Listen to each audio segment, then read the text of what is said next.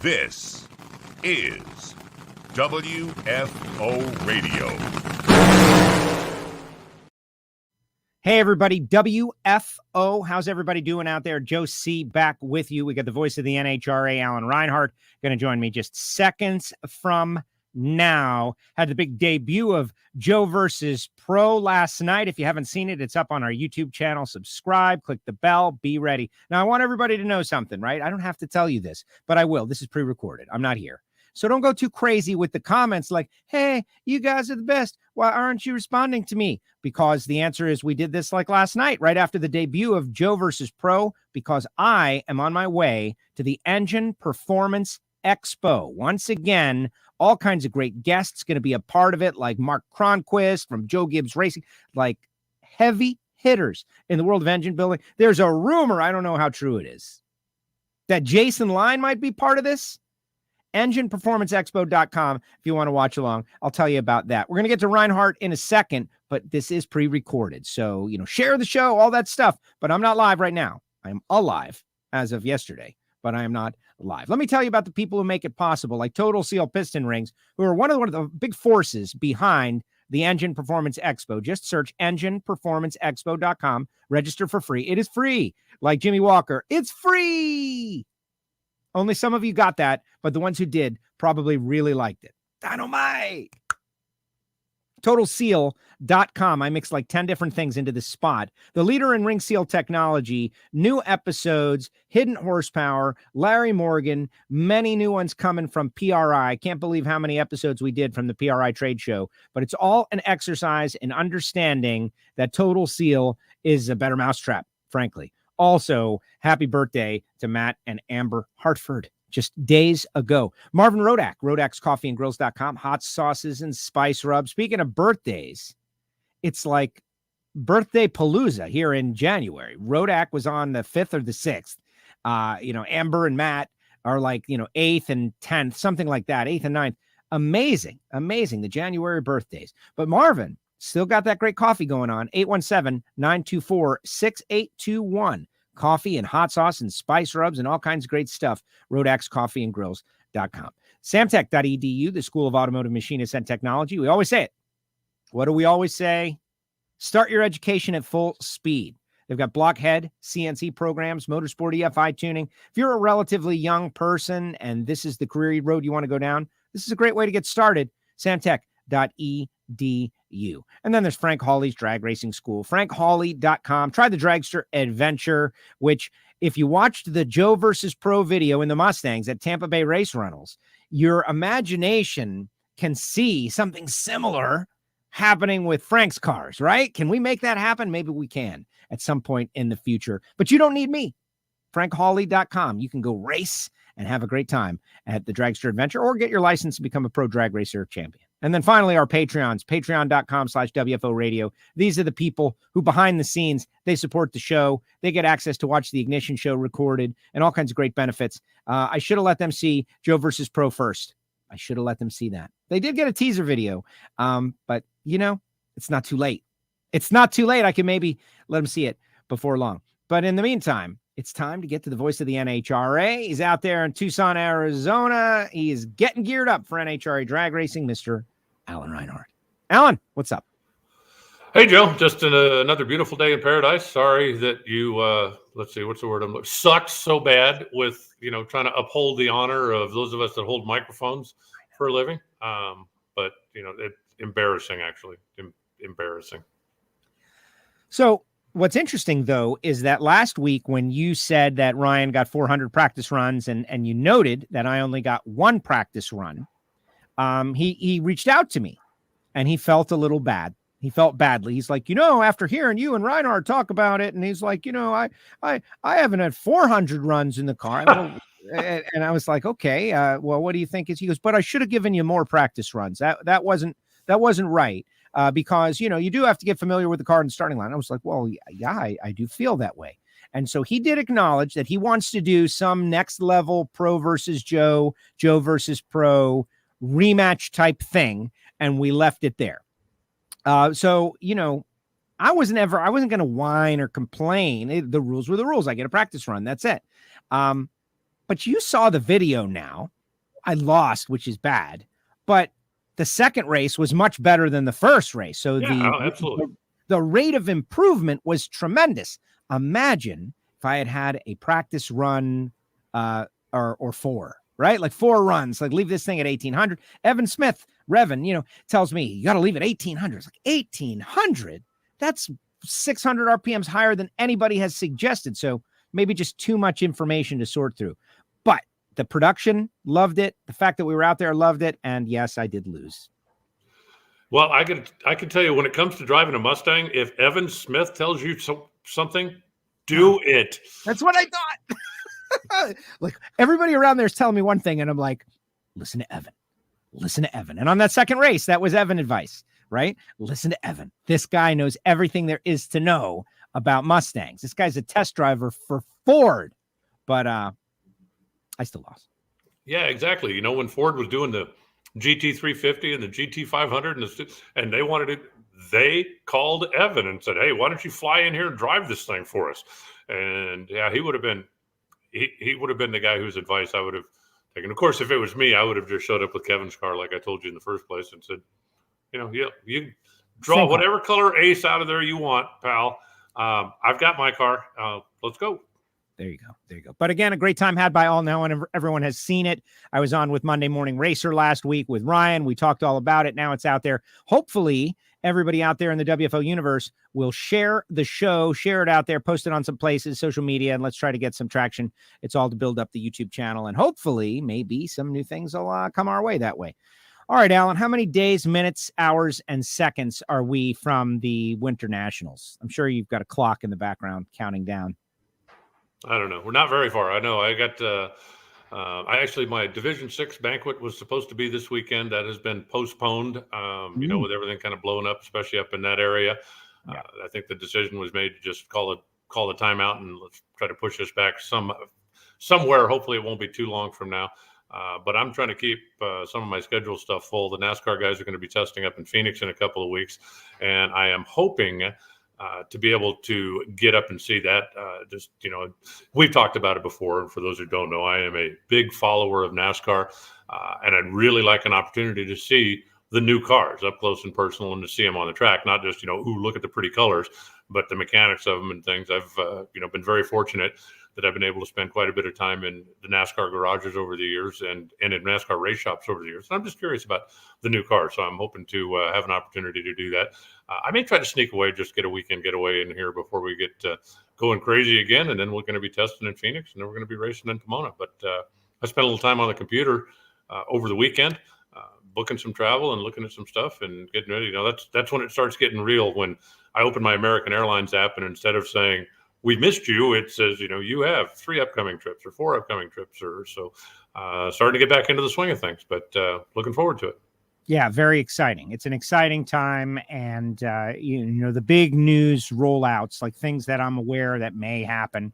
And I'm not fully sure, I hear things may happen and sometimes they don't, which is one of the reasons we don't race to share things on this show. Because, at that point you look a little foolish and it fell apart. That deal I told you about. Yeah, it didn't happen. Whatever. The check didn't clear. That kind of stuff. Then you become known as the jinx and then nobody will tell you anything. So exactly. The jinx. I don't want to be the jinx, man. I'm keeping it all to myself. I don't want to know anything. And we've shared that on the show many, many times. So we don't need to go in depth. But I think that as, people are going to have to know about stuff soon enough. Like information will just become obvious because teams are going to start moving in directions and we're going to see schemes. We're going to see livery. People are going to put things out and we'll just have to know. But it's getting exciting, like coming out of the fog of the holiday and realizing that, man, come February, we've got a couple of races. We got a test. Then the Gator Nationals right around the corner and 2022 will be off to a flying start. Yeah, we're going to dive into it, fairly hard. It was, last year when we got into it, it was like, okay, one race. And then it's almost like, okay, well, let's take a month and evaluate. Okay, another race. And then when we got into the, late spring, early summer, it was just like coming at you every weekend. And we're going to fire off quite a bit quicker than that now. I've got my wall calendar over here that looks very full and I'm very excited about it. Just need to be able to get started. Exactly.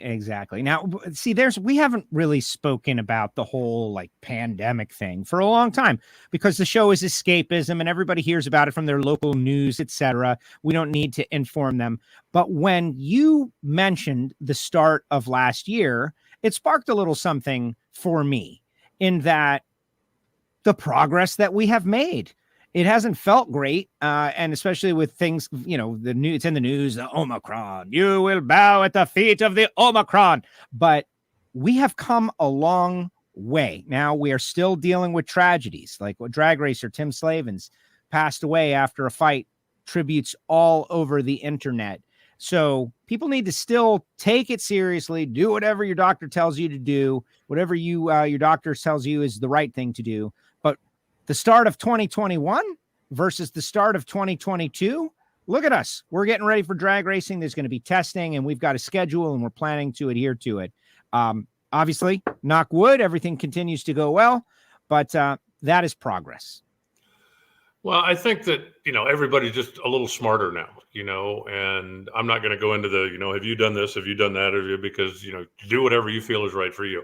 Yep. But I think that, when it all started back in 20, it was like, oh my God, everybody run and hide because we don't know what's going to happen next.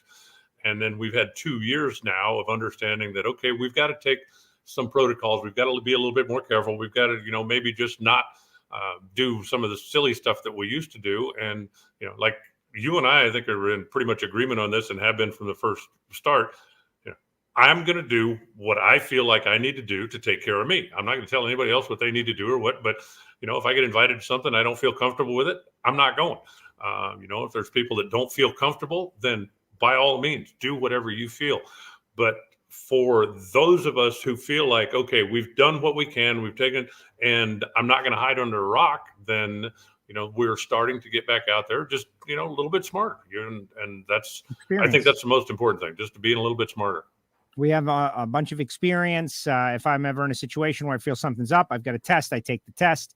I'm so concerned about going around my father, right? Like I've got that big thing that it's not just me, right? I've got a family, older parents. That's what is my prime directive and motivating factor. I would hate to deliver something like, here, Dad, have this. I'm out of here. But anyway, bottom line, we've got a little flare up going on right now. A couple of local car shows were canceled. Everybody a little concerned, but news out of South Africa and United Kingdom say that this could be exactly that, a flare up, and then we off to good times. But anyway, consult your doctors, folks. Do what you want.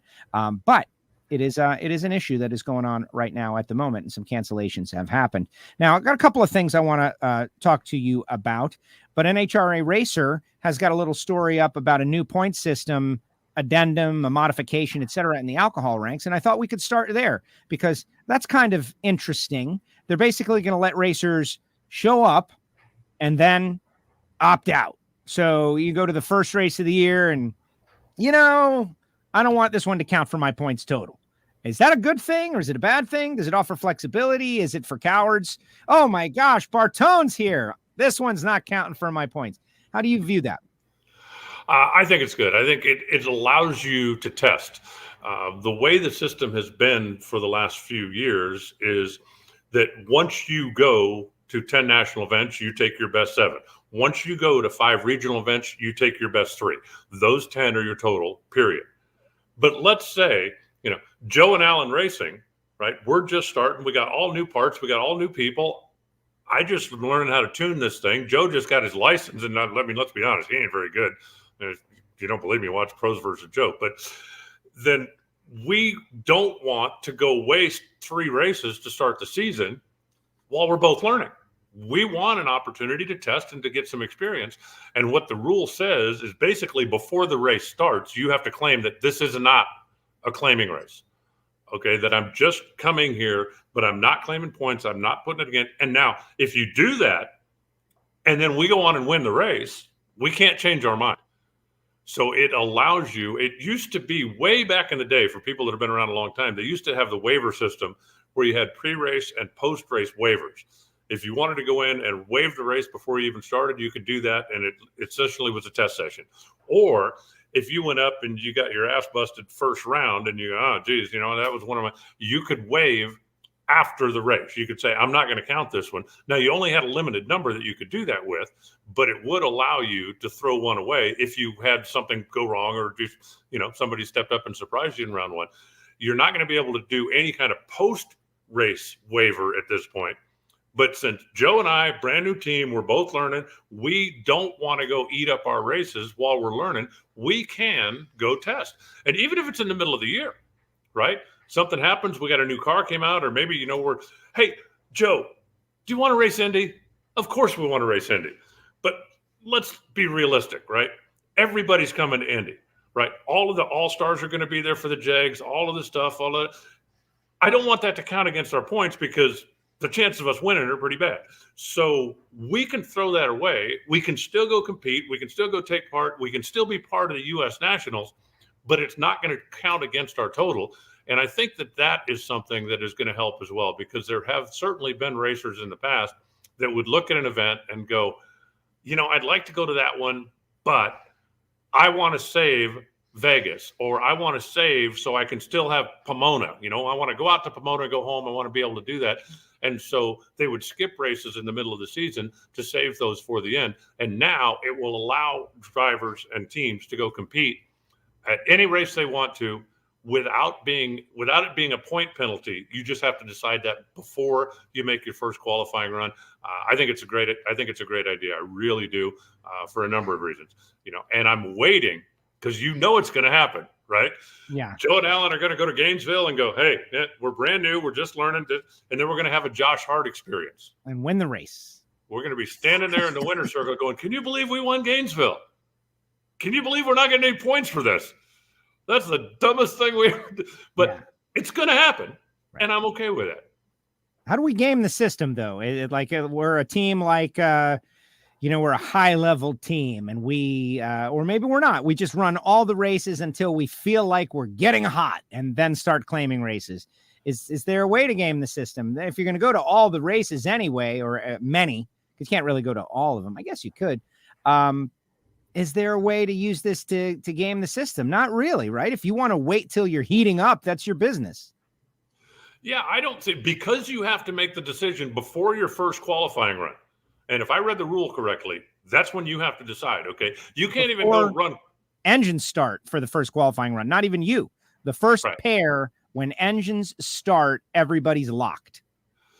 And that, I think you could game the system if you could go make your three qualifiers and go, oh man, let's just not count this one. Let's throw it away. Then that would be a different thing. But because you have to make the decision up front. Now, the one thing that comes to mind is, like, hypothetically, okay, we're not on the same team anymore, Joe. It's you against me. That's fine. And we're both in the points. And I need to block you. I need to. Okay, that's it. I need to make sure you don't win this stupid race. So what good would it do for me to go waive the race in order to try to block you? Because if I'm going to block you, I'm going to win the damn race. So I don't see where you could use that for any kind of an advantage. And I also think, because of the world that we live in now, that it will be posted when the race starts, right? Joe and Alan are not claiming this race. Right. They have already, opted out. And so there won't be any going back on it. And that was one of the things that was a bit of, let's say, a discussion point in the old days when you had the pre and post race waivers, was we'd go to a race, we didn't waive it, and then we'd go out first round, and then you go to the division director and go, hey, can help a guy out here. Can we just pretend that we told you this on Thursday? And that there was a way that, let's just say I've heard some examples of people that believed that happened. Whether it did or not, but now, since it's going to be posted before the race starts, so there's not going to be any going back, oh, well, I meant to, or, oh, I forgot to, because if you didn't, you didn't. And you're not going to be able to change your mind afterwards, whether you want to change it positively or negatively. And I think that is a good thing also. So I'm for it. I hope that it will bring some of the cars to some of the events, because there have always been racers that want to save, right? I want to be sure we're claiming in Vegas. I want to be sure that we're claiming in Pomona. I want to be sure that, I want to go to the end of the season and have a shot to lock it up at the end of the year. But if you use up all your races early, then you can still go run the races, but you can't go claim the races. So I think this is I don't see any downside at all. I really don't see, and I don't see how anybody could be unhappy with this rule. Good. Well, most importantly, we want, like, together, speaking for both of us, but I think fans of alcohol, right? Like whatever to loosen it up, to make more people run more races more often. Come on out. You guys are loved. You guys are appreciated. We think the cars are awesome. Yes, there are faster cars there. There's nitro cars there, kind of like the conversation we had last week. But, come out and have fun and battle. And, you can now choose whether or not you want to claim that race and still show up. You could say, no, yes. And then claim that fourth one. It's up to you. But I think it's great. Since I was on NHRARacer.com, I might as well tell everybody there's an open position for an NHRA Safety Safari driver. Alan, maybe that'll be my calling. Maybe you got to have CDL or something? Never mind. But no, that's good stuff. And for you those don't have a CDL? No. Really? No. I thought you did. Extra responsibility, man. I don't want that. Remember the thing, reap the benefits without the responsibility. That's the personal motto. So CDL, you're that's a big responsibility. You got to go through the extra layer. You're a CDL driver. It's like extra responsibility.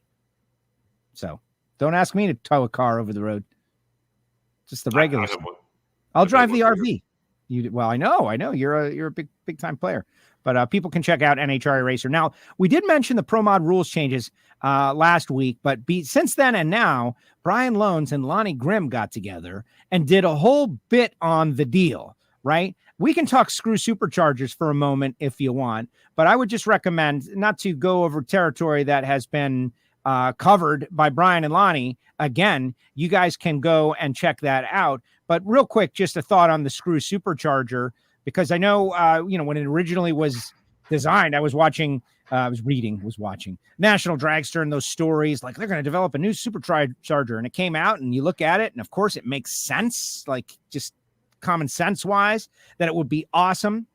How do you think it's going to affect Pro Mod? I'm going to reserve judgment on that. I hope very positively. I've got my fingers crossed but what I would hate to see happen would be kind of like what happened when the Pro Charger came in, that everybody went, okay, well, no more turbo cars. Now we just all switch to Pro Chargers. I would hate for the screw charger to be so much better that either it runs all the Roots guys out of town or the Pro Charger guys all make the switch and go to that. The variety in the category is awesome. I think, Lyle Burnett coming in and winning a couple of races with the turbo car was one of the best things that could possibly happen. Showing everybody that, look, just because you guys all chickened out and threw away your turbos, you could still race and you could still win with a turbo car. So I hope that when they come in, it will add more diversity to the class. And I just, I'm gonna reserve my overall judgment until after I see it 2 or 3 races in. But I just like to say, I hope it is a tremendous positive without a lot of negative. I just kind of fear, the Pro Charger thing, I think was, everybody thought that was going to be a great addition to the class because there's some really cool Pro Charger cars out there that now can come run with us. But when people started looking at it and going, okay, well, the Pro Charger is better than the turbo. So we basically all but lost turbo cars from the category. And I don't think that's a plus. So we'll just see how it shakes out. So they've got everybody, like, if memory serves me right, where we were the last couple of races of the year, parity had been mostly achieved, right? The nitrous cars had been running good. Ricky was putting up some big numbers. The Pro Charger cars had backed up with that gear change that they made, etc. The turbo cars were competitive, as you mentioned. Lyle able to win a couple of races there at the end of the year. But now this screw supercharger kind of upsets the apple cart. I hope that they are aggressive in parity, because last year the Pro Charger cars jumped out to massive performances. They were amazing and I loved it. And I love fast cars, but I don't want anybody to be like, bummed out at the start of the year. At the same time, I hope they're not super behind. And this is why I don't have a CDL. And this is why I'm not a tech guy, because of the responsibility, right, of making those decisions to add weight or back them up or whatever, overdrive, whatever they're going to do. Well, because I have the CDL, that means that, I might go apply for that safety safari position. You should. Yeah, I think that you could call the race from truck 2 or whatever, wherever you want. You could just call the race right from there. I know how to drive a tractor, so I don't know, maybe, put me there. I'm not sure that I want to be the guy that has to go out there and scrape the track after we've been there for 12 hours. When you and I are going, man, let's go get a bite to eat and let's go get some sleep. And we get look, the Safety Safari is having a starting line scraping party. I'm not sure that I want to be that guy. I will tell you this. How about those guys, by the way? How about those guys and gals that do that? Like, do we celebrate them enough? The Safety Safarians, we're exhausted. Reinhardt's right. It's like, oh, man, let's get out of here. And they are just getting started. They got a whole thing. And then the next morning, they got to be there, too, and get it right. And are they appreciated? Yes, kind of, by the right people. But in the overarching world, absolutely not. They deserve more love. They should have groupies. Well, that is a job that a lot of guys do strictly because of passion, because you love the sport, because you want to be a part of it. Because it is certainly, you certainly earn your money when you're out there on the Safety Safari, and you get to take pride in watching the performances of the cars. You get to take pride in getting the racetrack back ready to go after there's a problem, whether it's oil, whether it's rain, whether it's whatever. There's a lot of pride that those men and women all just exude for being a part of it. But it certainly is a lot of work as well. Let me ask you, Joe, how often do you get to the racetrack in front of me? Never. Like once a season, just to spite you, just to prove it can be done. Catch you on an off weekend. But no, Reinhart is, first of all, he's got that older guy thing where he gets up at 4 a.m., but that's a different story. But never. Reinhart is there. I see your tweets of the sunrise there. Never. But the point that I was making is, how often do either one of us get there in front of the Safety Safari? Never. They're working. When I'm taking my morning track pictures that I put on Twitter, I almost always have to wait until like a tractor comes around and gets out of because they're there in front of me. And, any time when we're out there, and I know that you and I have both done it in pre-final ceremonies, acknowledging the hardest working men and women in NHRA, that we're not making that up. They are there early. They are there late. They put in a lot of effort. On warm days, they're still wearing fire suits. I'm very, very grateful for each and every one of them. And if you want to join the team, as Joe said, it's on NHRA Racer. I know it's also on NHRA Launch. So, an opportunity. If that's something you've always wanted to take a look at, take a look. And they are their own little clique, their own little universe, right? The Safety Safari. Great group. Just a great group. Well, and being on the starting line for the past several years, I've gotten to, bond with several people, Brad, for instance, and others.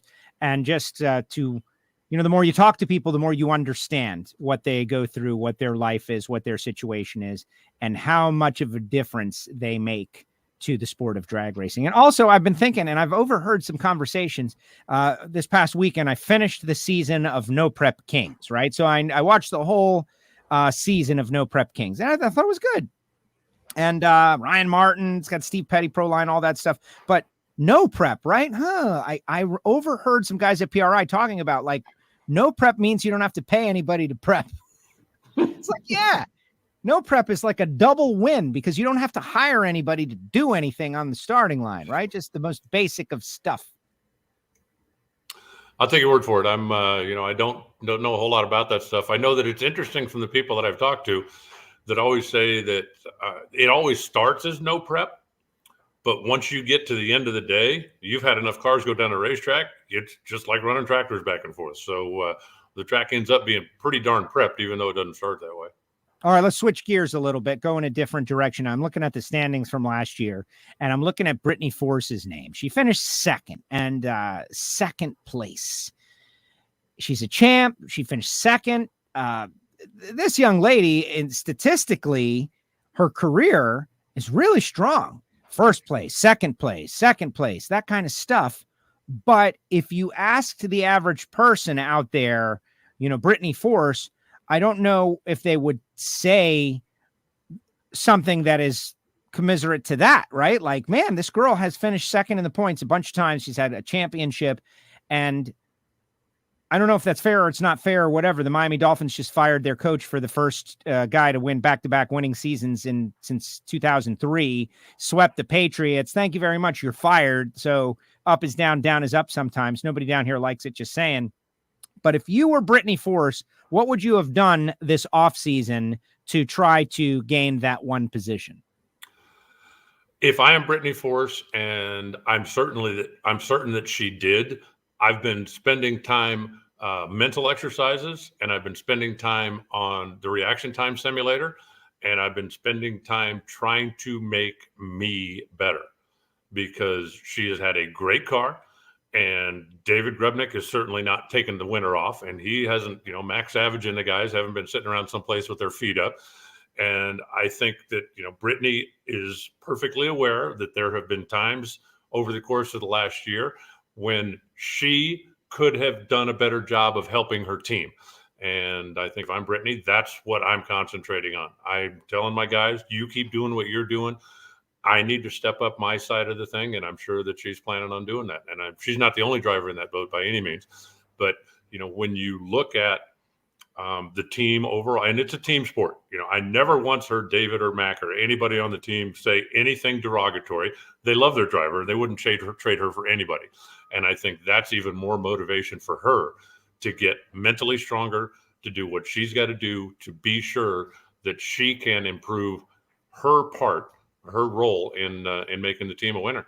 And nobody expects Steve Torrance to slow down or back up, and everybody expects David Grubnick, or everybody expects Doug Coletta and AJ to step up and be very solid contenders again. I expect just some trickle down effect that's going to make Sean Langdon's car better, even though typically Alan focuses on one thing, but there's just no way that you don't see some trickle down effect there.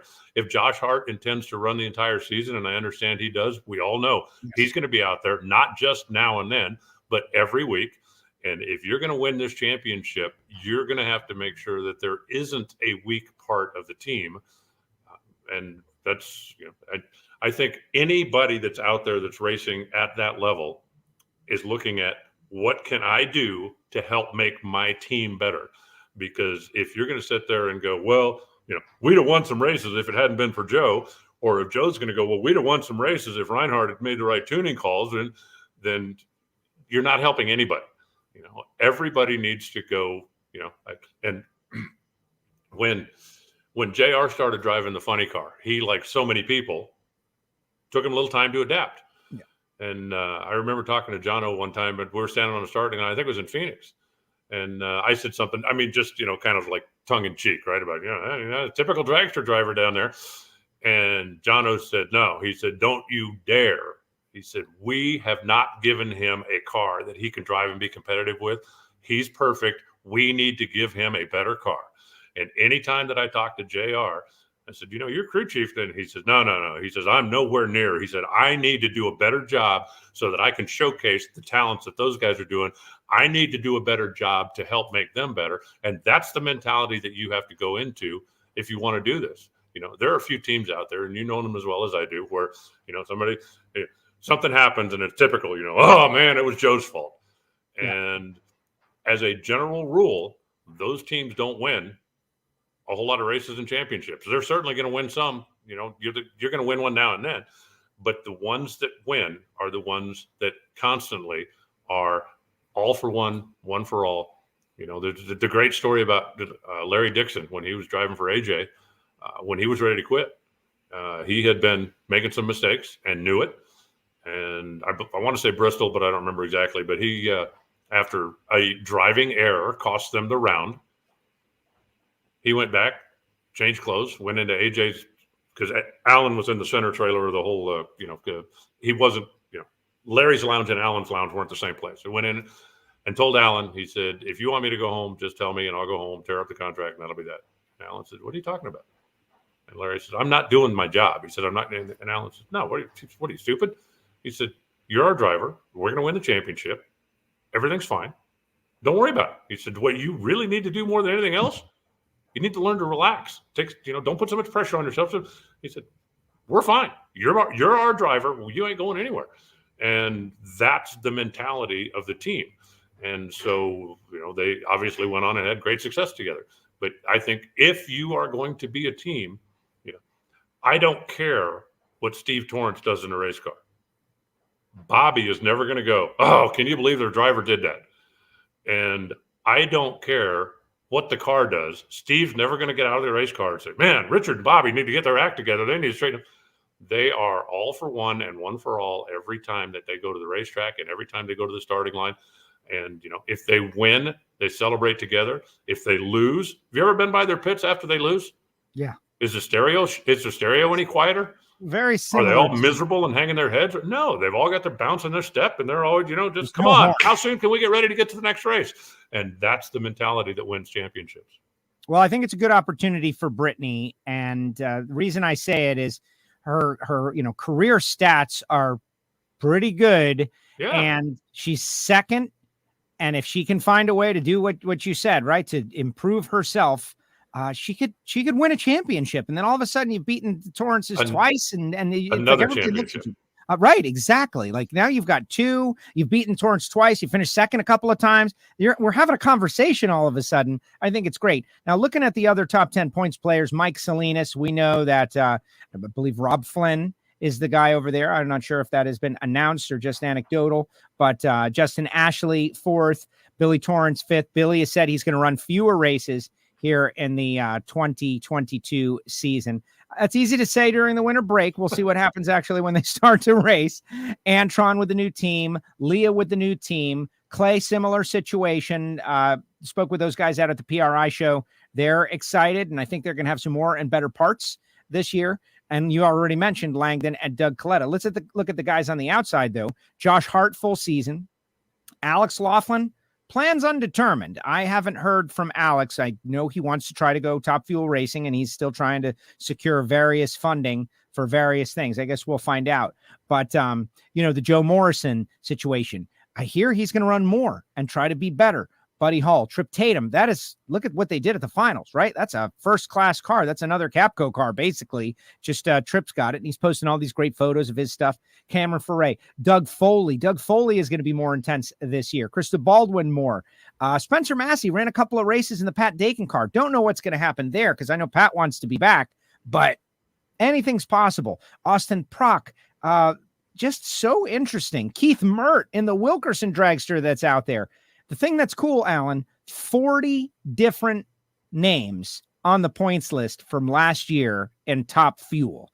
We could just get, a couple more to show up to more races. We would have a very deep talent field at every race. Well, I think we've got a lot of talent out there right now, and it's going to be a matter of, how many, who has the budget to do how many races. I think if you look at, the top 10 from this year, and then you go, okay, Josh Hart now is planning on being there on a full-time basis. Okay, that's another one. And you can run down, and I think you can find a solid 12, 13, maybe even 14 names, which you would normally pencil into the top 10, but there's 14 of them. So somebody is going to not make the countdown to the championship, or at least not make the top 10 when we get to Indy. And I don't know how they're going to reset the points, if they're going to do like they did last year again. So we'll just have to wait and see on that front. But I think that there's a lot of opportunity out there that you're going to, you're not going to be able to coast, so to speak, as we've seen some teams do over the course of the past few years. You get into the early days of summer, you get into where we're starting to head to the Western swing. And there have been some teams that have kind of gone into test mode a little bit, because it's like, hey, look, we're going to be in the top 10. We're going to be in the countdown. We're going to be okay. So let's see if we can kind of get a leg up on that.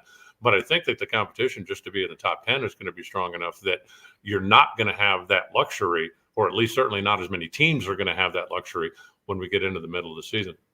Looking at the funny car point standings, Caps, the champ, got his own team, Ron Capps Motorsports. Going to be a big change for Ron. I hope, that goes well and that he's able to have as much fun at the track. Being the owner, it's going to be a different attitude. I think he will, though.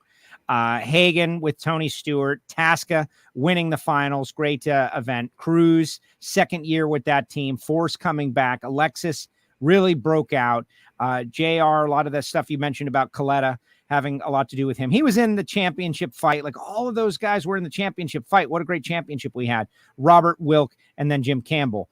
Blake Alexander, the Head Incorporated team. They experienced that tragedy at the end of the year last year, which kind of just was a terrible situation. but they could reemerge. I know Paul Lee wants to run a full season.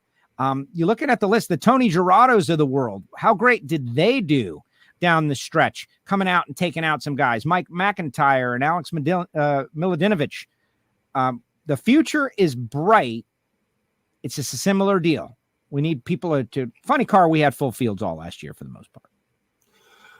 Yeah, I think that, again, I think we're looking good. We, oh, and by the way, when you were doing your dragster thing, you left out Tony Schumacher. Yeah, he's not on the list. That's a guy. He's pretty good, I hear. Right? Yeah, I think that I think you may hear his name a few times before the end of the year.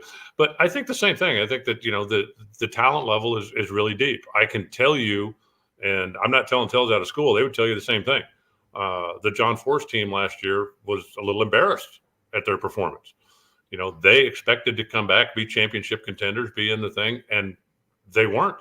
Certainly some flashes of brilliance, but you don't expect going into the last 6-8 races of the year for Robert Hight to not be front and center in that championship conversation. You don't expect John Force to not be a big part of that championship conversation. So I know that they've got a little bit of a chip on their shoulder coming back into this year. So there's a lot of stuff going on, with some of the stuff moving around. Matt Hagan now is part of Tony Stewart Racing, but it's still Dickie Venables.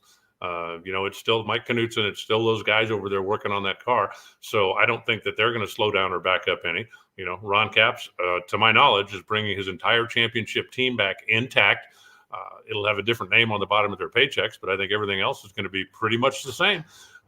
They're still getting their parts and pieces from DSR or DSM, and I don't see Ron as the boss going in and having, okay, let's have a meeting. Here's what we're going to change. Right. Don't change anything. If Ron is going in there as the boss, it's going to go, guys, just like that. And, they've certainly shown what they're capable of and what they can do. So they're going to be players again. I think Cruz Pedregon is ready to bust out. And it's interesting because Cruz has won a couple of championships and certainly knows, from the mental side and from the game, what it takes to do. JC has been in a lot of championship battles, but hasn't won one as a crew chief. And he's certainly good enough. The team is strong enough. They've got all the parts and pieces in place. And maybe, just maybe, remember where you heard it, I think Cruz Pedregon's name is going to be in that championship conversation way late into the year. And I would not be the least surprised if Cruz picks up his third. The comfort level with everybody on that team is very solid right now. The confidence level with everybody on that team is very solid right now. And, perhaps Cruz, the missing ingredient, right? The driver that's been there and can share that experience with the rest of the team might just be, what they need to make it all happen. That would be great. I think that Cruz Pedregon is one of those guys that his being performing well, being successful is directly connected to the success of the sport, even ticket sales. He's got a lot of fans, him and Force, a lot of fans, Tony Schumacher, years of equity. And when they're, stinking out the joint or running well, those guys don't feel like their guy can win. They're not jazzed. They're not juiced. Think of Jim Rome, right? Like, how often does Jim Rome talk NHRA drag racing? The answer is only when Cruz Pedregon is doing well. So just the Rome factor, period. The guy's got a massive audience. And when Cruz does well, Jim Rome talks about drag racing. When Cruz does not do well, Jim Rome talks about other stuff. And that happened in the finals. Rome gave him a big shout out, and he's one of us, and he's, in the jungle, all that stuff. So good for Cruz. And I'm excited. I'm starting to think Alexis and how Dell had that team running real, Dell and Nikki down the stretch. So many good cars, such great competition. You're going to want to come out of the box strong, though. Like we learned last year, you're going to want to come out of the box hitting on all 8. I think 2 things. One, we're going to be looking at the Toyota teams because they've got the new body coming. And, how long does it take or how big an adjustment is it going to be? Because, it certainly should be better. Toyota didn't spend all their time. Their engineers didn't spend all that time and waste all that money to build a body that's worse, but different. And different means you've got to adapt. Just, if it's better, nobody takes a body and puts it on the car and goes, okay, well, look at us. We're a 10th and a half and 5 miles an hour faster than we used to be. You're going to have to adjust the car and make it. So how fast the Toyota teams get that comfort level, I think will be telling. And just one more quick note on Cruz. One of the reasons that, I love Cruz is because he's not afraid to talk some smack, and he ain't afraid to get under somebody's skin. And if he's running well, that has effect. If he's not running well, nobody cares. So, him running well. And I love, the whole deep stage, shallow stage, the whole thing, and he said, well, my boss won't let me do that. Well, then buy your own damn car.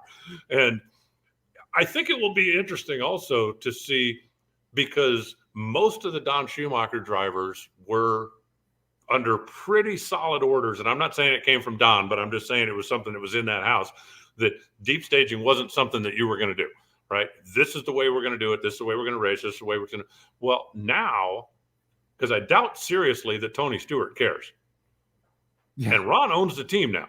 So if he wants to go, Tommy Johnson used to say when we did Nitro School, he said, there's a word for guys that deep stage in funny car. You know what that word is? Owner. Because nobody can tell them not to. Well, we've got a couple of guys now that may have, maybe the leash has been let out a little bit on some of that stuff. And I think it's going to be fun to watch. And, if Ron wants to, who's going to tell him not to? And, I doubt seriously that Tony Stewart cares. And so if you go up there with the mentality of, I know he's doing it, I'm not going to let him have that advantage, I'm going to do it too, then I think that'll liven it up even more. There were a couple of big moments. I remember the final, and Brainerd Hagan said that he caught Cruz trying to do the deep stage move. The tree came on and he, gapped him at the stripe, however you want to call it. But that conversation, I think, is a fun conversation. And some people don't think it is a fun conversation, but I think they are clearly wrong, because it gets the drivers talking about something that they're all very familiar with. And listen, I think I could have beat Flying Ryan if I had staged first, right? Like, that's the deal, Alan. I should have staged first, put the pressure on him. Instead, here I am, a neophyte, trying to go in last, worried about that 5/10 pro tree flickering on in my eye, and it wasn't good. Look at this guy. You're supposed to take my side on this. Let's go to Pro Stock. I'm not sure you could have beat Flying Ryan if you'd have staged with the back wheels. Hey, I could have definitely beat him if I staged with the back. Should I negotiate that? So everything the same, Ryan. No practice runs for me, except I get to stage with the back tires. How about it? Yeah, turn it into, the old street outlaw thing, right? What do you want? Three cars in the move. I'll take that deal right now, Flying Ryan. You let me stage with the back tires. I won't touch one of the Mustangs until we do the race. And I stage with the back tires. I think I would win easily. Just saying. But that's too big a handicap. That's what he's saying for the match race. He says he'll be blindfolded, and I took it as an insult. I was insulted. All right, let's go to Pro Stock, where Greg Anderson coming in off that 5th championship. I don't think we've done a good job of fully appreciating Greg, and so has Hendrick Motorsports and everybody really piling on the love for him. But he's still at 99 wins, right? He hasn't gotten away from all these milestones and the pressure, 99 wins. But right behind him, Erica, they just had an announcement about Valve Train Parts and a new partnership. But you got Dallas and Kyle and Aaron and Troy and Mason and Chris McGahey, Hartford, and Derek Kramer, who I would imagine Derek Kramer is going to be better next year, because they found something at the end of the year. They were kind of off, and they got lost a little midway through the year, and then they were found towards the tail end of the year. So I think things are going to be better. But I know Alan Brzezinski's coming back, and the Quadras are going to have a thing to do with all of it. And Brogdon is going to be in the mix. And all of a sudden, I've listed 15 cars. Yeah, Pro Stock is looks like as healthy as it's been in a long time right now. And not just with a lot of cars, because I know that somebody out there is going to go, well, there used to be 52 of them that showed up at Indy. You're right. But there were still only 3 of them that could win. And right now, there's a solid dozen cars out there that are capable of winning. I think with the Quadras now having formed a partnership with Elite, or at least an alliance with Elite, who's going to be the first Quadra in the winner's circle? Because at least one of those Mustangs should end up in the winner's circle this year. Wouldn't surprise me in the least to see that happen. So, Pro Stock right now, just alive, well, very healthy. Greg had a little bit of a performance advantage over the field throughout the year, really. And I'd love to know he'd probably love to know what it was, because it almost certainly was car related, not engine related. It's not like, well, Greg's got one engine and it's better than anything else that comes out of KB's shop. So they had something that made the car very happy. It was worth 100th or 100th and a half for most of the season. Can they duplicate that and speed up the rest of the KB fleet? Maybe. Can everybody else figure it out? Maybe. It's obviously the guys are working in the dyno room is hours and hours on end trying to get things trying to get those things to make more power and do so. The competitive level of pro stock right now is higher than it's ever been. And the number of competitors that are out there with a legitimate shot to win is higher than it's ever been. Yeah. Bo Butner returning, like a lot of really great stuff, and they're going to get after it from week one. Very exciting. And then, of course, there's Pro Stock Motorcycle, where last year Angel gave it a ride. Steve Johnson gave it a ride. Matt Smith says, and we haven't done his championship interview on WFO, that he's going to have a Suzuki, and that big Scrappers Racing partnership relationship that has created is going to cause him to have other responsibilities. But Matt has always been great at tuning multiple bikes and having a bunch going on in the pit and still racing at a high level. Plus, whatever happens with Vance and Hines, I spoke with Corey Reed. He says he's going to be out there flying. Ryan, as you know, said that his goal is to drop the 0 from the 10 and be number 1. Again, exciting year, some change, and we'll just have to see how it starts off. Gainesville. Yeah, I think one of the real factors is going to be, how quickly Matt gets comfortable with everything going on over there. The times that he's run 4 bikes or 5 bikes out of that trailer and has helped out. But he was, they were all Buells. He was working all on engine stuff that he was very familiar with, very comfortable with. If you're going to make a clutch setting on this one, it's probably going to work on that one, or you're going to be at least in the same neighborhood. Trying to tackle the Suzuki thing is a whole new bag of worms. Does he have the ability to do it? Absolutely. Is he going to get fast? Absolutely. But how long is it going to take him to be there? And will it be even a short-term distraction from his race program with his championship bike? I think that's the question that's going to be on a lot of people's minds. So, there's just Karen and Jerry, I think, are going to be a factor. There's still just a lot of really good, same thing as kind of in pro stock. There was a time in pro stock motorcycle where you go in there and, okay, there might be 25 or 30 bikes here. There's 2 that had a legitimate shot to win the race, and maybe 2 others that you wouldn't need the world to spin backwards for them to win the race. But that's how deep the talent pool was at the top. They were that much separated from the rest of the field. And now there are so many good motorcycles out there and so many good riders out there that there's a solid 8 or 10. When we live in a world where Steve Johnson going to the winner's circle is not a surprise, that's good for pro stock motorcycle. Yes. When we live in a world where Angel is back out and she's competitive, that's good for pro stock motorcycle. For Eddie, for Andrew, for Matt, who, again, not afraid to talk a little smack, Angie, that's all good for pro stock motorcycle. We'll have to see kind of who else kind of pops in and pops out. Certainly going to miss Suze and going to miss Scotty Polachek out there, as he has said, not retired by any means, but going to take the year off. So that either leaves a gap in the top 10, or that leaves a really good motorcycle for somebody else to get on if they want to come out and get involved at a level where you don't need a whole lot of responsibility other than be able to ride, be at the racetrack ready to go on time, because that's, they basically took care of all of the behind the scenes logistics. Maybe I'll do it. Maybe I'll get out there and try to beat Flying Ryan at his own game. You know what? That's one thing that he never has to worry about. There is no chance I would ever think about doing that. There is more chance of me getting in a top field dragster than a pro stock motorcycle. And there's, you don't like motorcycles? I love looking at them. I love looking at them. I love walking next to them. I might even sit on one. But going out for a cruise, I bet that would be a lot of fun. I would probably fall in love with it, Alan. It's probably one of those things that if I did it, I would absolutely fall in love with it. But as far as launching one and running 6.9 seconds down the quarter mile, come on. That's crazy. All right. Well, yeah, I'm not. You live in motorcycle territory. I mean, I would think that you'd be a big street bike guy. No, you know what? Honestly, it was kind of the guidance from my dad. He and we learned when I was coming up, we had a couple of friends, people from the track who got into bad incidents and got killed, and we just decided to stay away.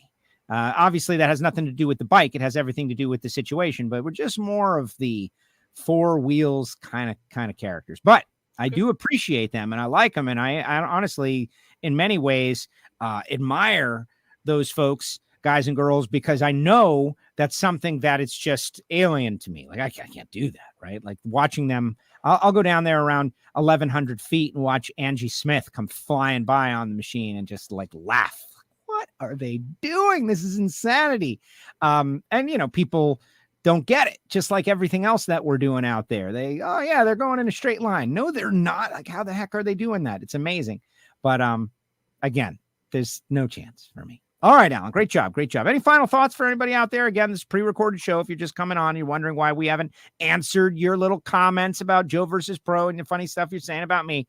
It's because this is pre-recorded, man. We talked earlier in the week, so I could be at the Engine Performance Expo. We're now going to wrap it up with a final thought from Alan Reinhardt. No, I'm good. I'm really looking forward to seeing what comes out of the Engine Performance Expo. There's a lot of technology out there right now. There's a lot of information exchange going on out there right now.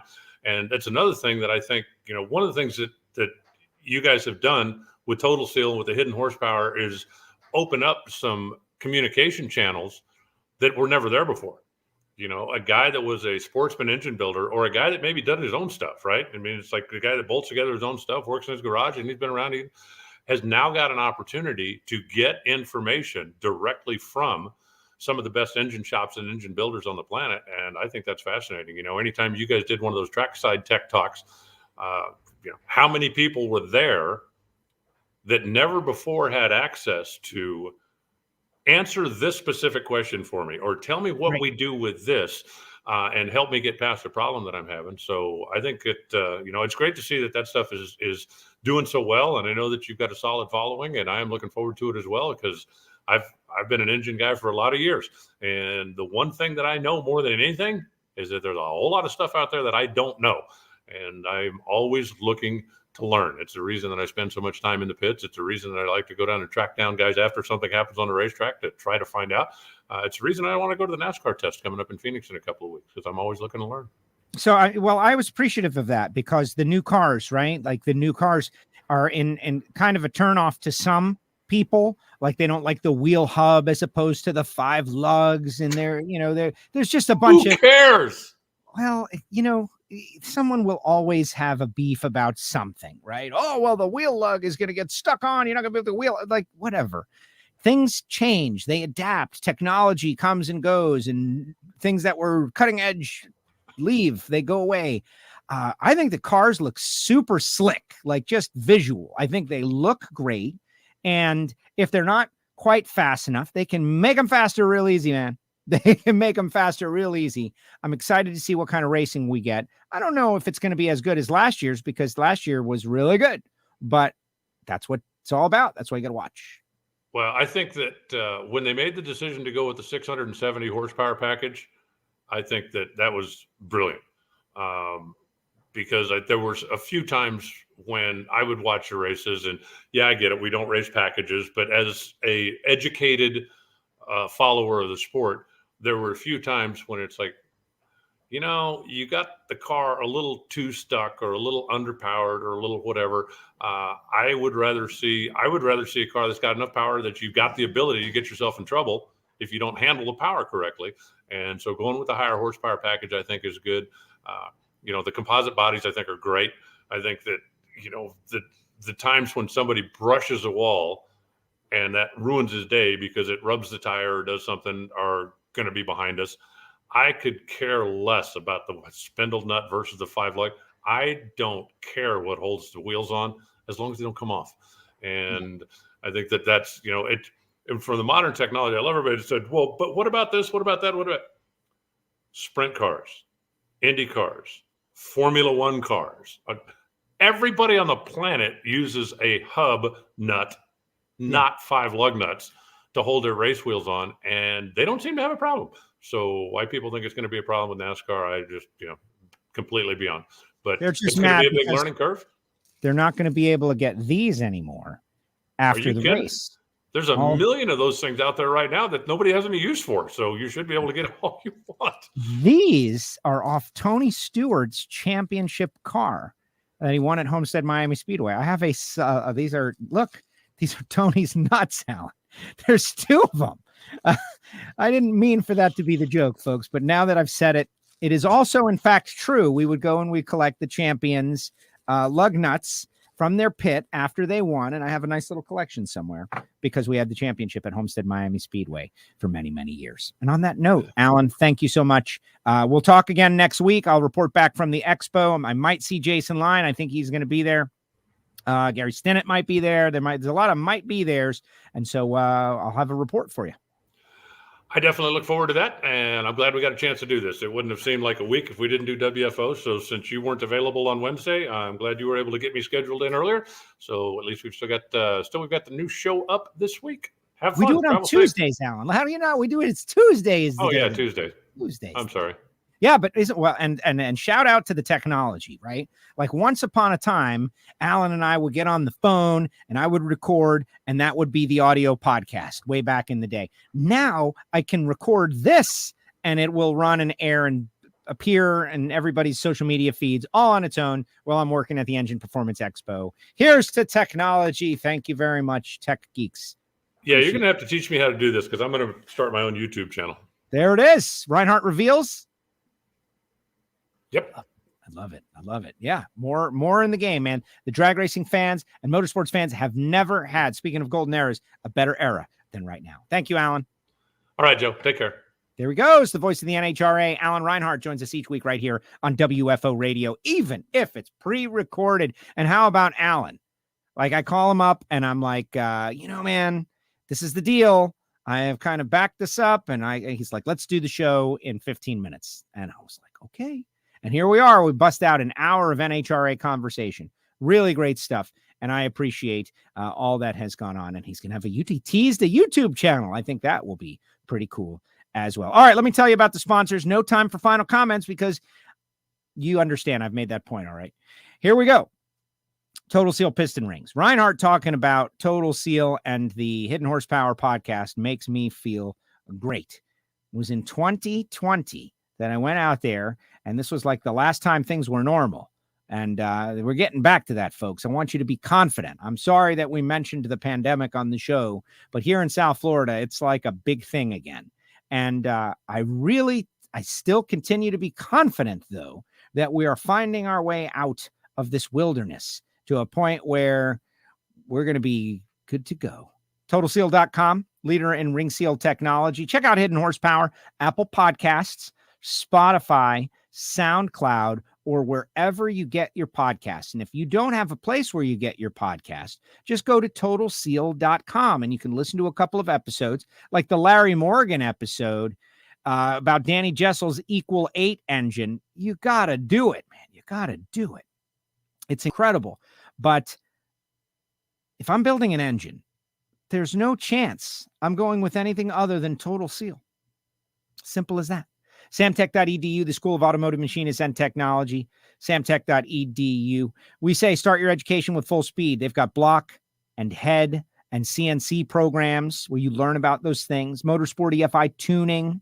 They're approved to train veterans under the GI Bill. Go check them out.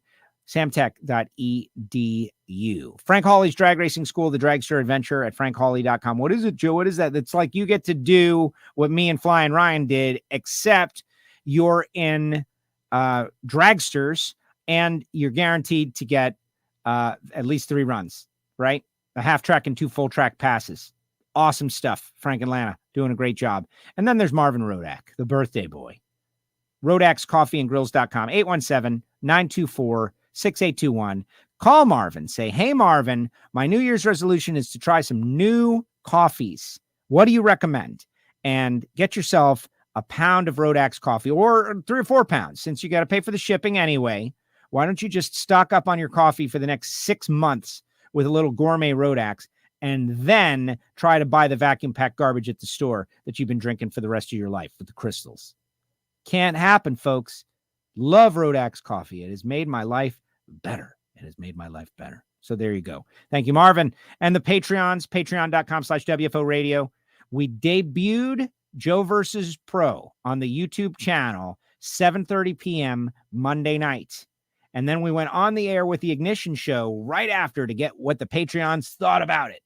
And that's one of the benefits you get by being a Patreon. Plus, you get to help and support WFO Radio. Plus, you get a little couple stickers and some swag and Monday motivation. Like when I was at the tire place getting my delaminated valve stem fixed and replaced on our truck, Monday motivation happened. And so it was kind of a cool thing. So go to patreon.com/WFO Radio or our website, WFORadio.com, which I do not promote nearly enough.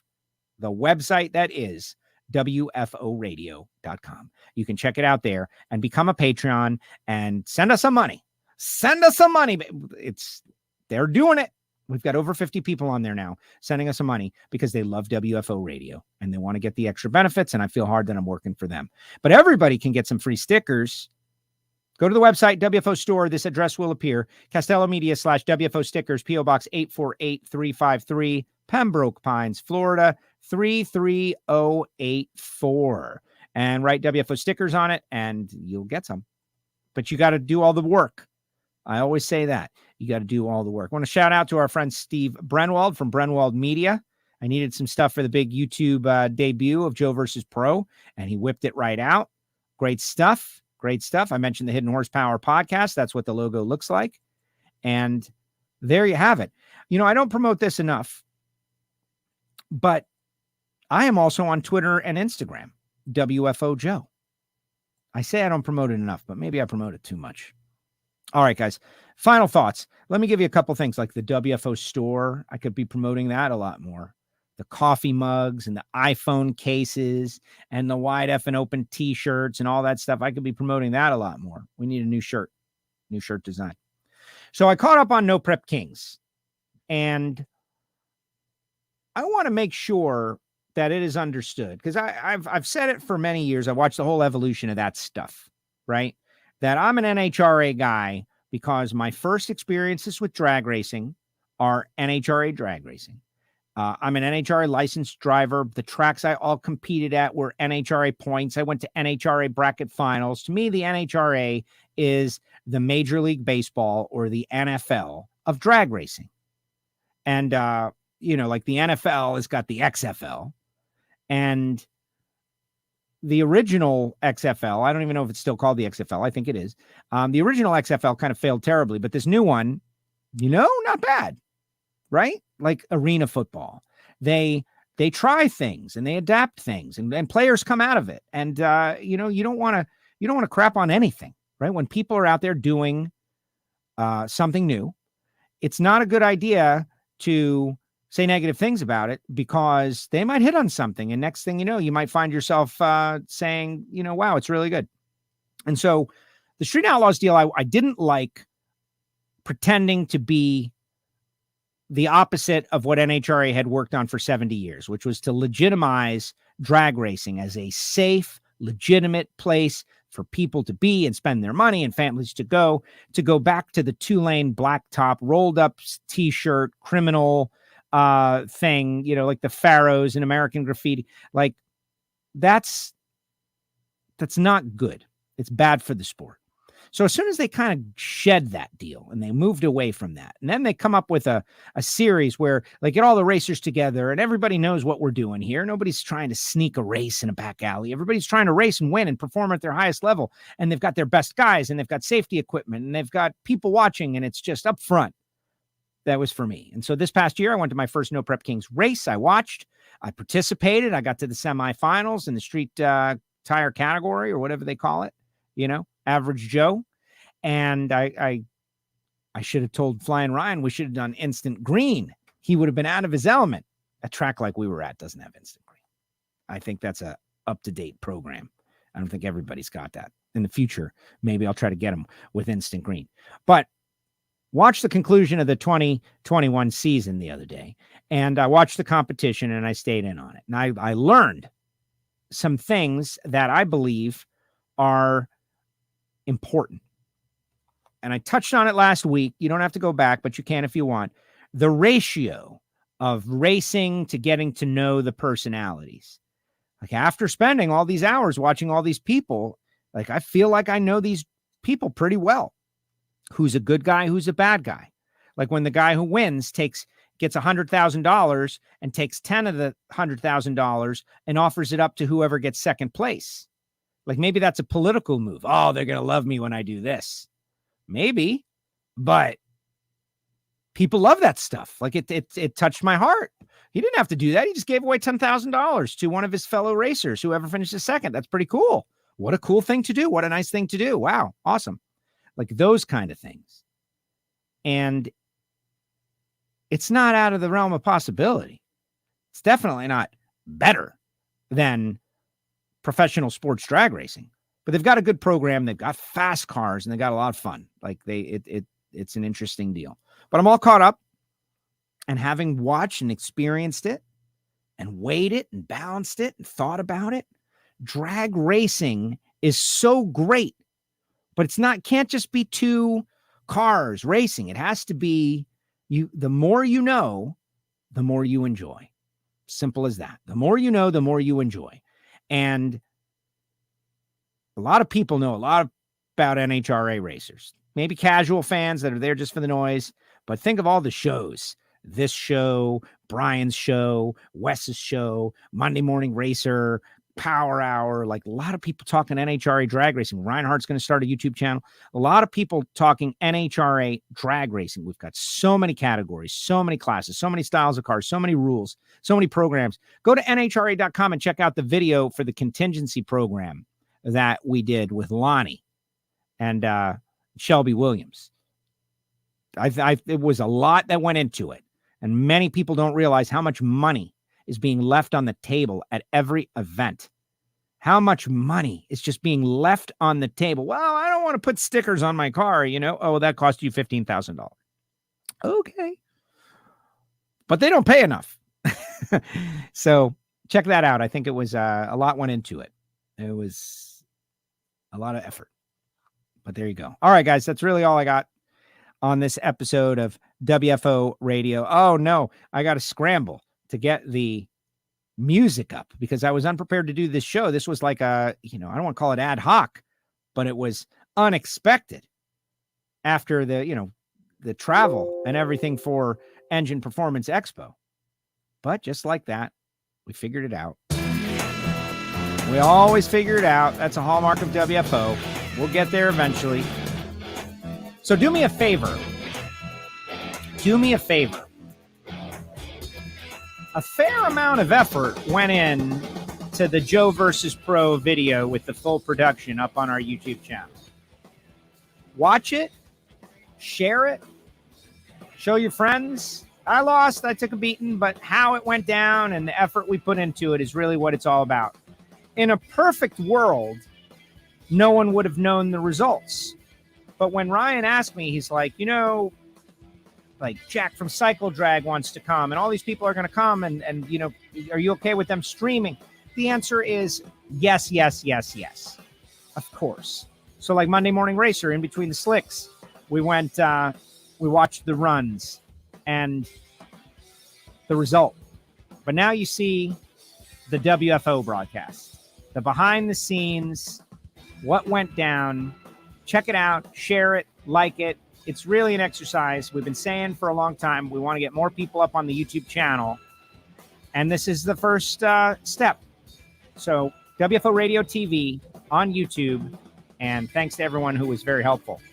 Like George and Tom. Appreciate them who helped make it all happen behind the scenes. And Flying Ryan. He's already talking about a rematch. I like it. Rematch where I get 10 practice runs. And then if I get beaten, I've been defeated. Simple as that. I lost this one. I should have negotiated better. All right, guys. Remember, this is pre-recorded. We'll be back next week. I'm at Engine Performance Expo right now. You can listen to me right now. You can see me right now. Go register. It is free. EnginePerformanceExpo.com. Right now, it is free. You can watch. Maybe I'm talking to Jason Lyon, or maybe I'm not. WFO, guys. See you next week. Thank you.